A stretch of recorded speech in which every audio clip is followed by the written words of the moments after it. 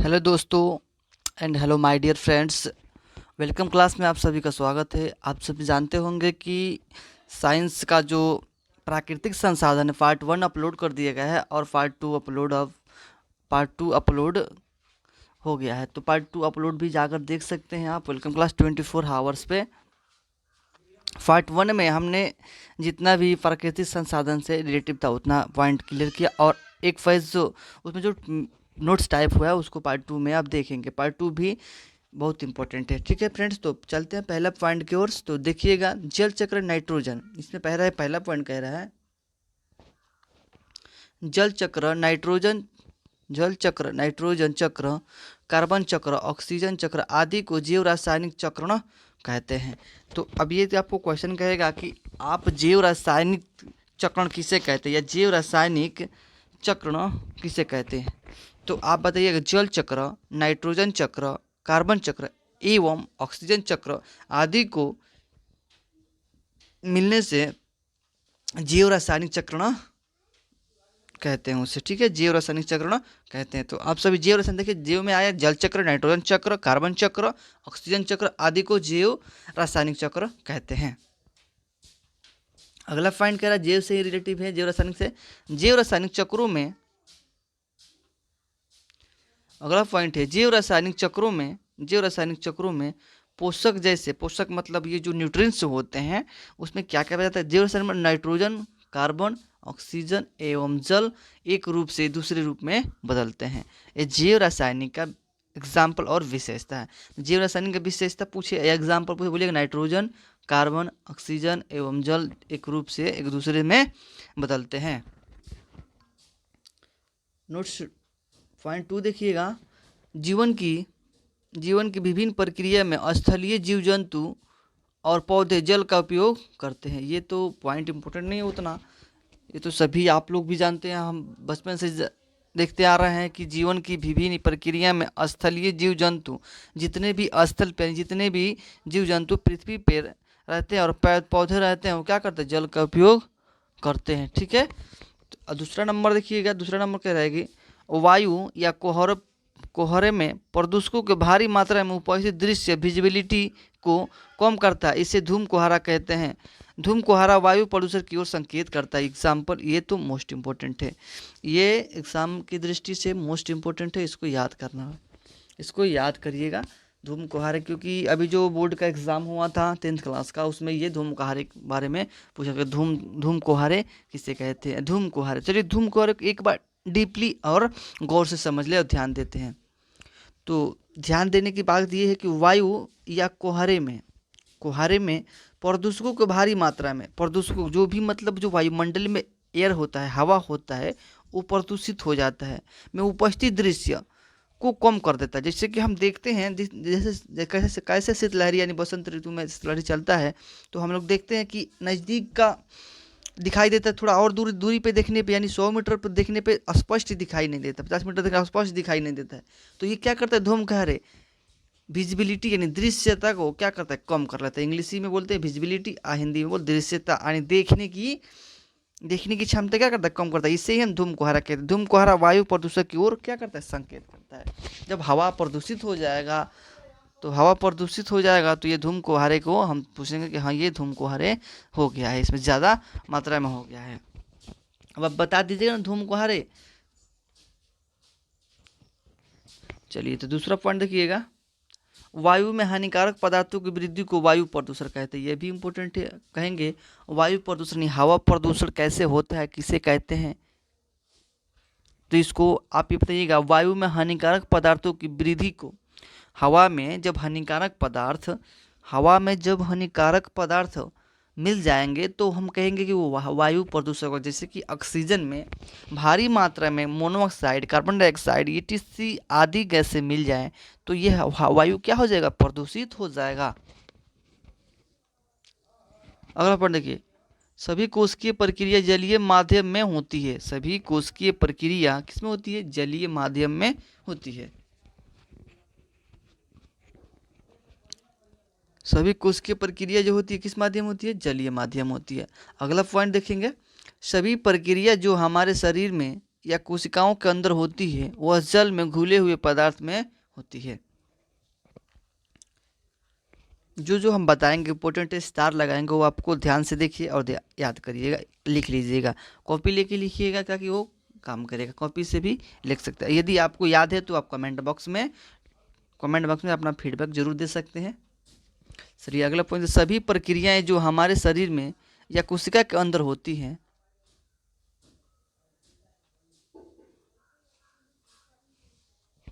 देखिए सभी प्रक्रिया जो हमारे शरीर में या कोशिका के अंदर होती है वह जल में घुले पदार्थ में होती है। कहने का मतलब ही इसका पॉइंट का है, जो हमारे शरीर में कोशिका के अंदर होती है और जल में घुले पदार्थ होते हैं उसमें भी यह प्रक्रिया होती है। अगला नेक्स्ट पॉइंट देखना, ये शरीर में एक भाग से दूसरे भाग में पदार्थों का संवहन घुली हुई अवस्था में होती है। अब देखिए ये शरीर का जो पार्ट्स हो गया आपका, जो ये शरीर का जो पार्ट्स है आपका, ठीक है ना, शरीर का जो पार्ट्स है, तो यही कह रहा है कि शरीर के एक भाग से दूसरे भाग, देखिए शरीर का ये पार्ट से यानी ये लेफ्ट से राइट की ओर, यानी राइट की ओर, लेफ्ट से राइट की ओर, यानी एक दूसरे भाग में पदार्थ के संवहन का मतलब होता है जो पदार्थ बनता है आदान प्रदान, एक अंग से दूसरे अंग में, एक अंग से दूसरे अंग, यानी एक तरफ से दूसरे ओर पदार्थों का संवहन घुली अवस्था में होती है। किस अवस्था में होती है? घुली अवस्था में। बोलेंगे कि क्या हमारे शरीर के अंदर पदार्थों का संवहन किस अवस्था में होती है? तो घुली अवस्था में होती है। ऑप्शन ऐसे दे के आपको भ्रमित कर सकते हैं। तो हम अभी जानते हैं कि लिक्विड अवस्था में होती है। किस अवस्था में होती है? लिक्विड अवस्था में होती है, घुली अवस्था में होती है। अगला पॉइंट देखिए,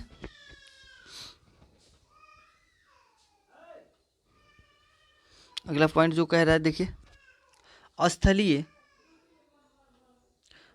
जीव को जीवित रहने के लिए शुद्ध जल की आवश्यकता होती है। जो स्थल पे है ना, जो पृथ्वी पे है, स्थलीय जीव को जीवित रहने के लिए शुद्ध जल की आवश्यकता होती है, क्योंकि खारे जल में नमक की मात्रा अधिक होने के कारण जीवों की शरीर सहन नहीं कर पाती है, यानी सहन नहीं कर पाती है। तो ये साफ स्पष्ट ये कह रहा है, स्पष्ट कर दिया जा रहा है इसमें, जो स्थलीय जीव को जीवित रहने के लिए, जो भी पृथ्वी पे जीवित हैं जीव, उन्हें जीवित रहने के लिए शुद्ध जल की आवश्यकता होती है। किस जल की आवश्यकता होती है? शुद्ध जल की आवश्यकता होती है। तो शुद्ध जल की आवश्यकता होती है, क्योंकि खारे जल में, अब कह रहे क्यों आवश्यकता होती है, तो हम कहेंगे क्योंकि खारे जल में नमक मात्रा अधिक होती है। जो समुद्र का पानी होता है ना, उसमें नमक की मात्रा अधिक होती है, यानी खारे जल में नमक की मात्रा अधिक होती है, होने के कारण जीवों में शरीर का सहन नहीं कर पाता है। सब नमक ही हो जाएगा पानी में, तो हमारा शरीर क्या होगा, उसे सहन नहीं कर पाता है। तो चलिए एक बार एक नज़र देखते हैं। और शुद्ध क्या, जैसे कि शुद्ध जो हो गया ना ये जल, तो जल का शुद्ध पीएच मान 7 होता है। क्या होता है? 7 होता है। जैसे कि कहेंगे क्या वर्षा का जल पीने योग्य होता है कि नहीं? वर्षा का जल पीने योग्य होता है कि नहीं? तो बोलेंगे जी हाँ पीने योग्य होता है, क्योंकि ये मीठा होता है। कब पीने योग्य नहीं होता है? जब पृथ्वी पे पड़ जाएगा वर्षा का जल, तो हम कहेंगे इसे पीने योग्य नहीं है, क्योंकि ये पृथ्वी पड़ने के बाद, पानी आने के बाद ये दूषित हो जाती है। अगला नेक्स्ट पॉइंट देखिएगा, अगला नेक्स्ट पॉइंट है मृदा के ऊपर परत भूपृष्ठ में पाए जाने वाले खनिज जीवों को विभिन्न प्रकार में पालन पोषण करने वाले तत्व प्रदान करते हैं। मृदा के परत भूपृष्ठ में पाए जाने वाले खनिज जीवों को विभिन्न प्रकार के पालन पोषण करने वाले तत्व प्रदान करते हैं। जो मृदा के ऊपर परत होता है, जो मिट्टी के ऊपर जो परत होता है, जो पाए जाने वाले खनिज जीव होते हैं, उनमें पालन पोषण करने वाले तत्व प्रदान करते हैं। कौन सा तत्व प्रदान करते हैं? पालन पोषण करने वाले। सैल के टूटने से मृदा का निर्माण होता है। अब मृदा का निर्माण कैसे होता है? कोई पूछेगा मृदा का निर्माण कैसे होता है? तो जो सैल टूटता है, जो चट्टानें टूटती हैं, उनसे मृदा का निर्माण होता है। मृदा का निर्माण कैसे होता है? सैल के टूटने से मृदा का निर्माण होता है। अगला पॉइंट है,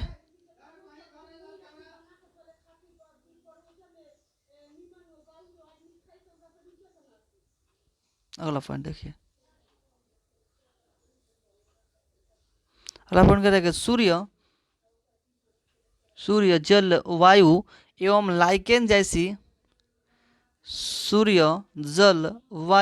लाइकेन जैसी जीव ये सभी मृदा के निर्माण में सहायता करते हैं। अब कहेंगे दूसरा पॉइंट आपसे सवाल पूछेगा, मृदा के निर्माण में सहायक करता है, कौन से जीव सहायक करते हैं मृदा के निर्माण में, कौन से जीव सहायक करते हैं, उसका 2 एग्जाम्पल दे, 3 एग्जाम्पल दे। तो हम बता देंगे जो सूर्य, क्या बताएंगे, सूर्य जल वायु एवं लाइकेन, सूर्य जल वायु एवं लाइकेन जो भी ये जीव सभी होते हैं मृदा के निर्माण क्या करते हैं, सहायक प्रदान करते हैं। सूर्य का रोशनी है, जल हो गया, वायु यानी हवा हो गया, लाइकेन हो गया, ये सभी जीव मृदा का निर्माण में सहायक होते हैं। अब सोचते हैं लाइकेन क्या होता है, लाइकेन ये समुद्र में पाए जाने वाले एक जीवित शैवाल होते हैं। मृदा के अगला पॉइंट, नेक्स्ट पॉइंट है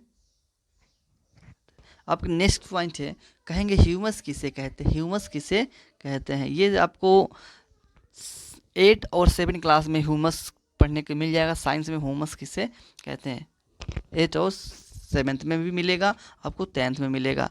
तो ह्यूमस किसे कहते हैं, ह्यूमस किसे कहते हैं ये देखेंगे, क्या इसका नाम है ह्यूमस। यहाँ देखिएगा ह्यूमस किसे कहते हैं, तो इसका पॉइंट है मृदा का सबसे ऊपरी परत, मृदा की सबसे ऊपरी परत, जो मिट्टी के सबसे ऊपरी परत सड़े गले जीवों के अवशेष भी मिले होते हैं जो मृदा को उपजाऊ बनाने में है, और मृदा इससे भाग को ह्यूमस कहा जाता है। तो इसे 1-2 लाइन में समझेंगे और इसे नोट कर लेंगे, ठीक है। तो नोट करेंगे और समझेंगे। देखिए मृदा के सबसे ऊपरी परत, ये देखिए जैसे कि ये मृदा मिट्टी होगी, आप सबसे ये ऊपरी परत जो होगी, इसकी ऊपरी परत होगी जिसमें सड़े गले जो भी मटेरियल, मान लीजिए अब पेड़ पौधे बड़े बड़े जंगलों में गिर जाते हैं, वो तो सड़ते ही हैं, तो ऊपरी परत से जो अवशेष भी मिले हैं, अवशेष का मतलब होता है जो उनके कुछ शेष पार्ट बचे वो भी मिले हैं, जो मृदा को उपजाऊ बनाते हैं, और मृदा के सभी भाग को ह्यूमस कहा जाता है। इन सभी भाग को क्या कहा जाता है, ह्यूमस कहा जाता है। अब देखिए यहाँ पे कह रहे ह्यूमस की पॉइंट यानी ध्यान देने योग्य बात है, ह्यूमस मृदा के संरंध्र बनाते, ह्यूमस मृदा के संरंध्र बनाते हैं जिसमें इसमें जल का धारण करने की क्षमता सबसे अधिक होती है। अब किसी भी सेल टूटता है तो देखते हैं कि पानी, जब हम उससे पानी देते हैं तो पानी सबसे अधिक मात्रा में सोखने लगता है, तो उसमें क्या होती है, टूटने के बाद सेल को, मृदा को, उसमें पानी ऑब्जर्व करने की कैपेसिटी, क्षमता ज़्यादा हो जाती है। कुछ उपयोगी पदार्थ का मृदा से हटाना एवं हानिकारक पदार्थ को मृदा में मिलाना जो हमारे मृदा की उर्वरता को कम करते हैं और उसमें स्थित जैव विविधता को नष्ट कर देते हैं, इस भूमि प्रदूषण को प्रदूषण कहते हैं। अब देखिए, अब एक प्रकार से पूछिए भूमि कैसे प्रदूषित हो जाती है, तो हम इसे डिफाइन कैसे करेंगे, कहेंगे कि भूमि प्रदूषण कहते हैं। भूमि प्रदूषण, अब हमने हवा प्रदूषण देख लिया, अगला पॉइंट है भूमि प्रदूषण का, तो कहेंगे कुछ उपयोगी पदार्थ का मृदा से हटना एवं हानिकारक पदार्थों को मृदा में मिलना जो मृदा की उर्वरता को कम करता है और उसमें स्थित जैव विविधता को नष्ट कर देता है, इसे भूमि प्रदूषण कहते हैं। जो कुछ उपयोगी पदार्थों का मृदा से हटना एवं हानिकारक पदार्थों को मृदा में मिलना जो जैसे कि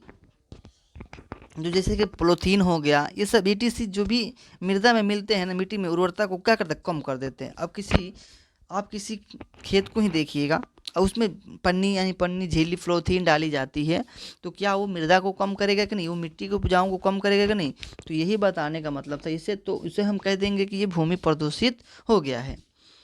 मृदा से मृदा के ऊपरी एवं उपजाऊ भाग को हटाना मृदा अपरदन कहलाता है। अब देखिए, अपरदन तो चट्टानों के काट छाट भाग को हम कहते हैं अपरदन, लेकिन यहाँ मृदा अपरदन की बात कही गई। किस अपरदन की बात कही है, मृदा अपरदन की बात कही गई है। तो यहाँ मृदा अपरदन की बात कही गई है, तो कहेंगे मृदा से मृदा के ऊपरी एवं उपजाऊ भाग को हटना, ये मृदा अपरदन हो गया। किस अपरदन हो गया? मृदा अपरदन हो गया। जब हम मिट्टी के ऊपरी भाग को, उपजाऊ भाग को हटा देते हैं तो उसमें क्या हो जाता है? क्षय लगने लगता है, मृदा अपरदन यानी कम उसकी उपजाऊ होने लगती है, तो हम उसे मृदा अपरदन कहेंगे। केवल अपरदन पूछे ना तो बताइएगा शैल और जो चट्टानों के भागों को काट छाट करते हैं उसे हम अपरदन कहते हैं। जंगलों का काटना मृदा अपरदन को बढ़ाता है। जंगलों को काटना क्या करता है? मृदा अपरदन बढ़ाता है। तो ये तो बताएं काट छाट भाग को हम अपरदन कहते हैं। दूसरा पॉइंट और देख लीजिए। नेक्स्ट पॉइंट है जंगलों का काटना मृदा अपरदन बढ़ता है। जंगलों को काटना मृदा अपरदन को बढ़ाता है। जंगल को काटने से मृदा अपरदन बढ़ाता है। पौधे की जड़ें मृदा अपरदन को रोकती है, ये मिट्टी को बांधे रखती है। जंगलों का काटना मृदा अपरदन को बढ़ाता है। किसको अपरदन बढ़ाता है? मृदा अपरदन को। पौधे की जड़ें मृदा अपरदन को रोकती है, ये मिट्टी को बांध रखती है। अब देखिए, आप कहेंगे कि मिट्टी को कैसे रोका, कटाव से कैसे रोका जाता है, जो देखते हैं। तो इनके सामने जो पौधे को जड़ें मृदा अपरदन को क्या करते हैं? रोकती है। जब मृदा क्षय होने लगती है, यानी कटने लगती है मिट्टी समुद्र किनारे, नदी किनारे, तो क्या करती है? मिट्टी को रोकने की कार्य करती है पौधे की जो जड़ होती है। जीवन को स्थल पर निर्धारित करने वाले कारकों में जल, तापमान एवं मिट्टी की प्राकृतिक महत्वपूर्ण कारक है। ये देखिए रासायनिक चक्र है। रासायनिक चक्र अभी हमने पढ़ा है। जीव रासायनिक चक्र, जिस चक्र के द्वारा जीव मंडल के विभिन्न घटकों के बीच पदार्थ एवं ऊर्जा का हस्तांतरण होता है उसे जीव रासायनिक कहते हैं। जिस चक्र द्वारा जीव मंडल के विभिन्न घटकों के बीच पदार्थ एवं ऊर्जा का हस्तांतरण होता है तो उसे हम जीव रासायनिक चक्र कहते हैं। जिस चक्र के द्वारा जीव मंडल, ये क्या कह रहे हैं? जीव मंडल, ठीक है ना, जीव मंडल, जिसमें जीवित जितने भी जीव जंतु दिखते हैं हम उसे जीव मंडल कहते हैं। तो यही कह रहे जीव मंडल, जिसे विभिन्न घटकों के विभिन्न पदार्थ एवं ऊर्जा हस्तांतरण होता है। जो एनर्जी होता है इस स्थान से दूसरे स्थान पर हस्तांतरित होता है उसे हम जैव रासायनिक चक्र कहते हैं। जलीय चक्र, ये कह रहा है कि जलीय चक्र, नाइट्रोजन चक्र, कार्बन चक्र, ऑक्सीजन चक्र, ये सभी हमने नोट का पार्ट 2 में ही 1-2 पॉइंट है उसमें बताया है। तो रासायनिक चक्र के भाग हैं ये सभी। क्या है बोलेंगे? जल चक्र, नाइट्रोजन चक्र, कार्बन चक्र, ऑक्सीजन चक्र, ये सभी जैव रासायनिक का भाग है।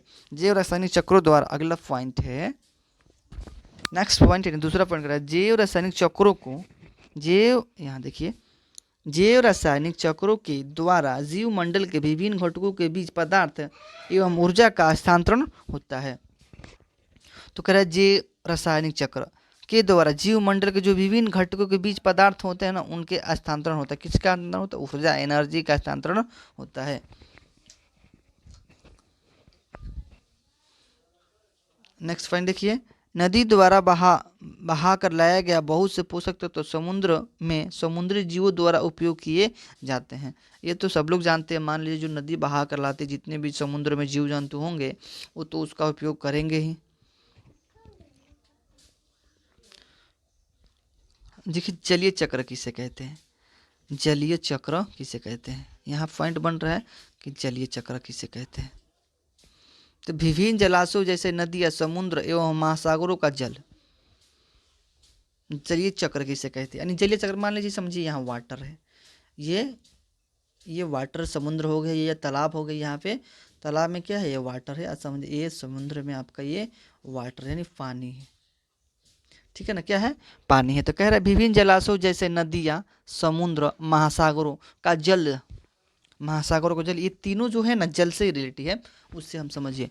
तो सूर्य की ऊष्मा, किसकी ऊष्मा? सूर्य की ऊष्मा प्राप्त कर जल वाष्प बन जाते हैं। जब सूर्य का रोशनी पड़ती है, ऊष्मा पड़ता है, टेम्परेचर होता है, तो ये क्या होती है? जल वाष्पित होने लगती है, यानी सूखने लगता है। कैसे? हवा में ये उड़ने लगते हैं जल के, ठीक है ना, तो ये सूखने लगते हैं। तो ऊष्मा प्राप्त कर जल वाष्प बन जाते हैं और वर्षा के रूप में पुनः सतह पर गिर जाते हैं। जैसे कि अब ये बादल बन जाएगा और फिर जैसे ही बादल बरस के नीचे आ जाएगा, यानी बारिश हो जाएगा, तो ये क्या हो जाएगा? पुनः हमें सतह पर गिरने प्राप्त हो जाएगा। फिर सतह से नदियों द्वारा समुद्र या महासागरों में पहुंच जाता है। यह प्रक्रिया को जलीय चक्र कहते हैं। जलीय चक्र का मतलब होता है एक बगल से जल आपको वाष्पित होकर सूखेगा तो दूसरे बगल पृथ्वी पर ही आ जाएगा, इसे जल चक्र कहेंगे। हमारे वायुमंडल का 78% भाग नाइट्रोजन, कितना प्रतिशत? 78%। 78% नाइट्रोजन है, 21% आपका ऑक्सीजन है, 0.03% कार्बन डाइऑक्साइड है, कार्बन डाइऑक्साइड है। नाइट्रोजन जीवन के लिए आवश्यक बहुत सारे अणु जैसे प्रोटीन, न्यूक्लिक अम्ल, डीएनए, आरएनए तथा कुछ विटामिन का भाग है। नाइट्रोजन जो है प्रोटीन, न्यूक्लिक अम्ल, डीएनए, आरएनए तथा कुछ विटामिन का भाग है। यहाँ देखिए अब आपको क्वेश्चन मिलेगा, नाइट्रोजन सभी जीवों के लिए एक आवश्यक पोषक तत्व है। अगला पॉइंट है प्रश्न से देखेंगे, पाठ्यगत जो प्रश्न हैं जो भी हमने पढ़ा है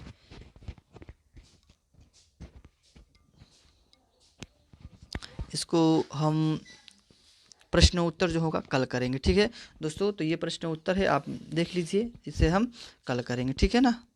इसे हम कल करेंगे क्योंकि ये क्लास लंबा लग रहा है, हो जाएगा, इसलिए हम इसे कल करेंगे फ्रेंड्स, ठीक है फ्रेंड्स। तो इसी के साथ हम आपको क्लास से इसी के साथ अगर आप कुछ चाहिए लंबा क्लास तो हम लंबा क्लास भी करा सकते हैं, ठीक है फ्रेंड्स। तो ऐसे लंबा क्लास करने से क्या होता है, बच्चे ज़्यादा एट्रैक्टिव यानी पढ़ नहीं पाते हैं, ज़्यादा मन नहीं देते हैं, इसलिए हम कहें कि थोड़ा थोड़ा ही पढ़ेंगे, पढ़ना तो है ही।